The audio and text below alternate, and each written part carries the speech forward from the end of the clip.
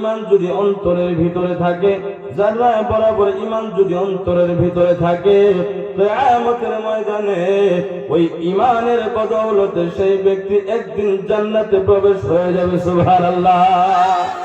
আমরা জান্নাতে যাইতে চাই কি চাই না? জোরে বলেন, চাই কি চাই না? নবীজি দাঁড়িয়ে আছেন, একজন ব্যক্তি আসলেন, হুজুর আমি কলিমা পড়ে মুসলমান হইতে চাই। বলে পড়ো। বলে হুজুর এমনি পড়বো না। বলে কেমনে পড়বা? বলে আপনার কাছে একটা মুজিজা দেখতে চাই, মুজিজা অলৌকিক ঘটনা দেখতে চাই। অলৌকিক ঘটনা দেখাইলে আমি কলিমা পড়ে মুসলমান হয়ে যাও। বলে কি দেখতে চাও? ডাক দিয়ে বলেন, আপনি যদি নবী হয়ে থাকেন, ওই যে সম্মুখে বড় একটা গাছ দেখা যায়, বড় একটা গাছ দেখা যায়, ডাইকে আপনার কাছে নিয়ে আসেন। গাছ মানুষের কথা, আপনি আমার কথা কি শুনে?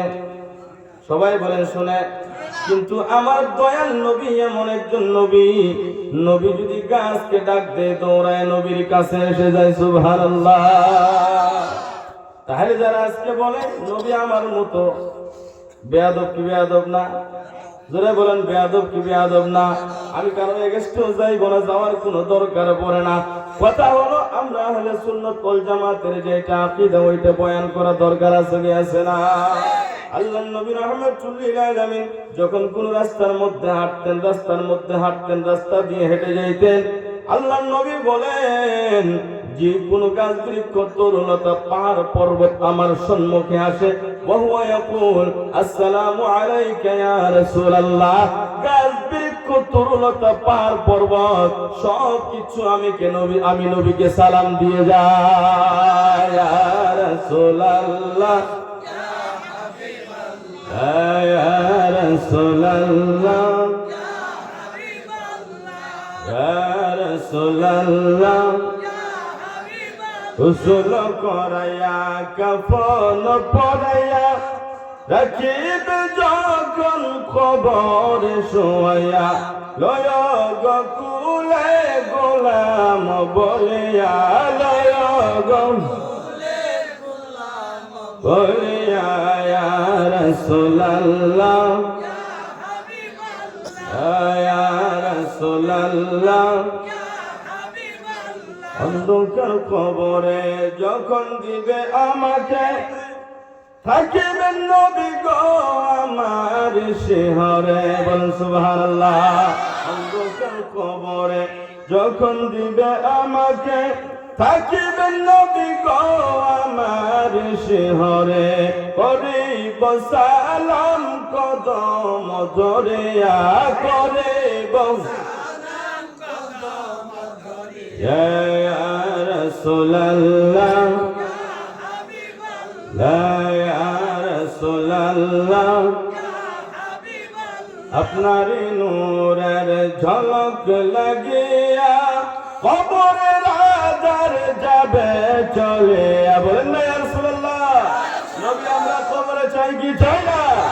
আপনার নূরের ঝলক লাগিয়া কবরের আধার যাবে চলে, দয়া যে করিয়া দিও গো দেখা, দয়া যে করিয়া,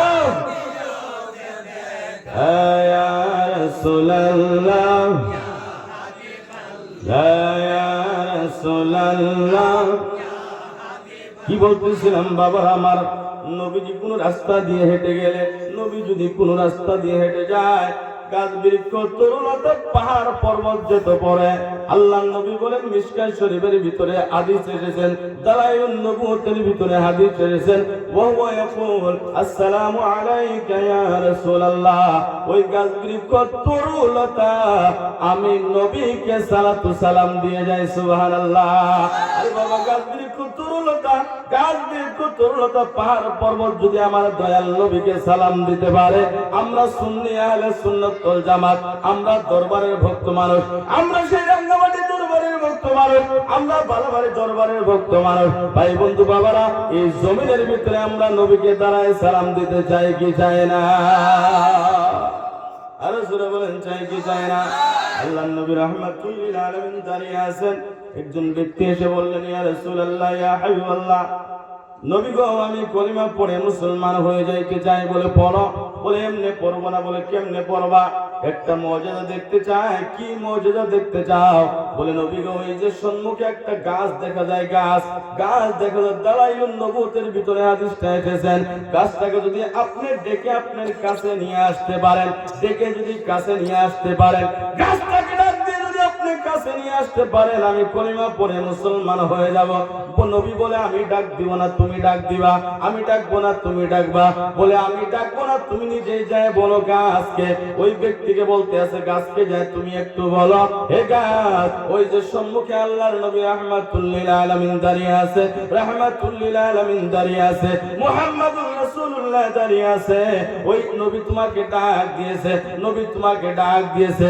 নবীর হুকুম পাওয়ার সঙ্গে সঙ্গে গাছ এবার পায়ে হিললেন, আগে হিললেন, পিছে হিললেন, জমিন সিরা আমার দয়াল নবীর সম্মুখে যায় দাঁড়ায়া গাছ জমিনের মধ্যে সেটার মধ্যে পড়ে যায় আমার নবীর উপরে সালাতু সালাম দিয়েছে। বলেন সুবহানাল্লাহ।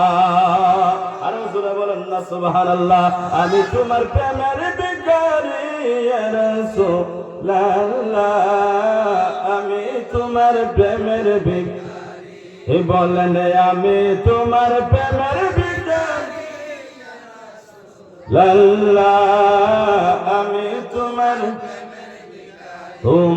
প্রেমের গো রাসূল নাই যে তুলনা, নাই যে তুলনা গো রাসূল নাই যে তুলনা। বলেন তোমার প্রেমের না, নাই যে তুলনা গো রাসূল নাই যে তুলনা।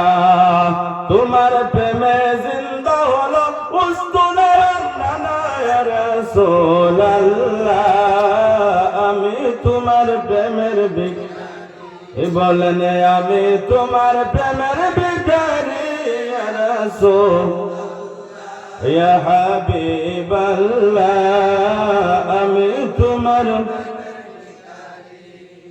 হিজাব উঠাও দিদার দেখাও, শান্ত করো মোরে, শান্ত করো মোরে গো রাসূল, শান্ত করো মোরে। হিজাব উঠাও দিদার দেখাও, শান্ত করো মোরে, শান্ত করো মোরে গো রাসূল, শান্ত করো মোরে। তোমার দিদার বিহনে পরাণ যে বাসে না ইয়া রাসূলুল্লাহ, আমি তোমার প্রেমের ভিখারি। বলেন আমি তোমার প্রেমের ভিখারি ইয়া রাসূলুল্লাহ ইয়া হাবিবাল্লাহ, আমি তোমার দয়াল নবীকে সালাম দিতে আছে গাছ।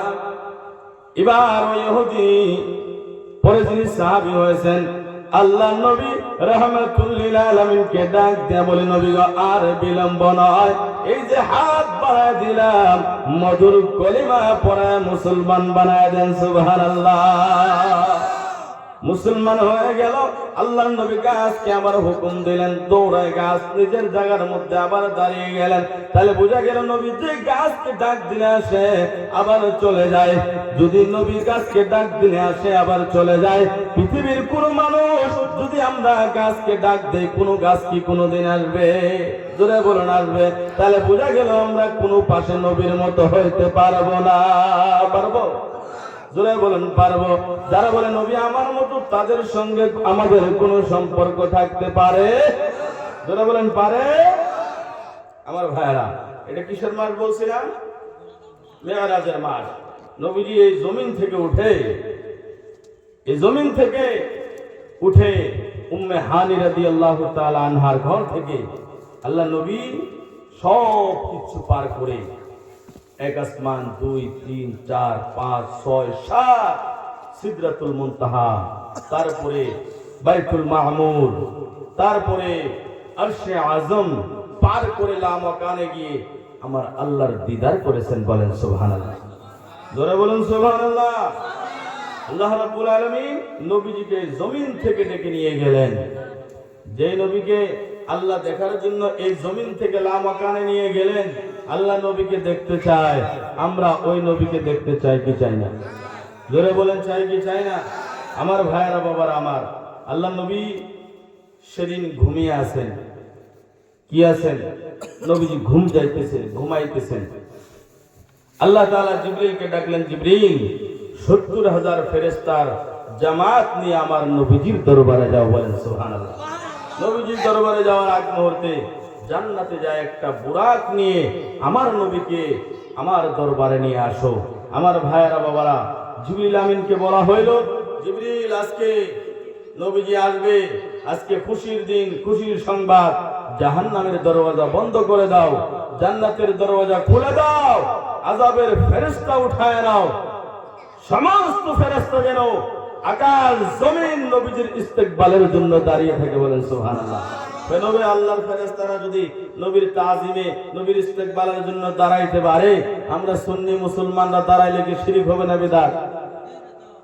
আমরা দাঁড়াইতে পারি কি পারি না?